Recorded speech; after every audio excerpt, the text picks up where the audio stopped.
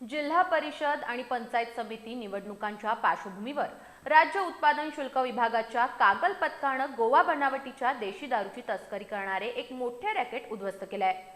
देवगड निपाणी मार्गावरील बस्तवडे फाटा इथं केलेल्या या धडक कारवाईत मद्य आणि ट्रकसह सुमारे 61,15,000 रुपयांचा मुद्देमाल जप्त करण्यात आला आहे।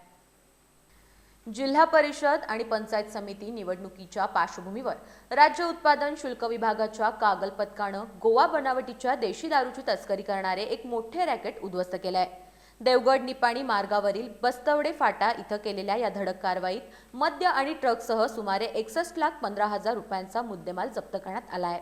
एका आयशर ट्रकमधून MH40 CM 2635 पाण्याची वाहतूक करण्याच्या बहाण्यानं बेकायदेशीर दारूची तस्करी केली जात होती।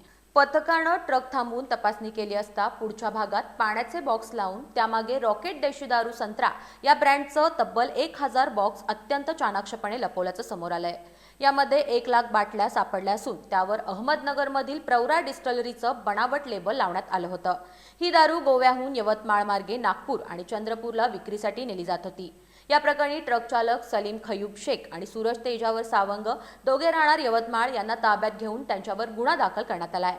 न्यायालयानं या दोघांना 5 दिवसांची एक्साइज कोठडी सुनावली आहे। या कारवाईमुळे शासनाचा सुमारे 40 लाखांचा महसूल बुडण्यापासून वाचलाय। राज्य उत्पादन शुल्क विभागाच्या वरिष्ठ अधिकाऱ्यांच्या मार्गदर्शनाखाली कागल, शाहूवाडी आणि भरारी पथकानं ही यशस्वी कारवाई केली असून अजित कुमार नायकुडे या प्रकरणाचा पुढील तपास करतायत।